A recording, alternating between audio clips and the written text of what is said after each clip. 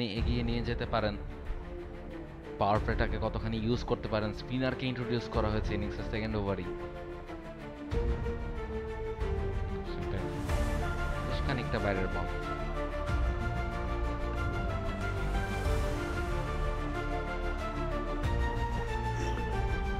এবারে slot sweep উঠিয়ে মেরেছেন, স্লটে পেয়েছিলেন, বিশাল একটা 6। আম্পায়ার দুহাত প্রসারিত করে জানিয়ে দিলেন টসটা ভালো বল। অলরেডি 22টা রান বোর্ডে যোগ হয়ে গেছে। এবারে অস্টাম্পের অনেকখানি বাইরে, সেটাকে উপর দিয়ে উঠিয়ে মেরেছেন, 4টা রান আরো যোগ হয়ে যাবে।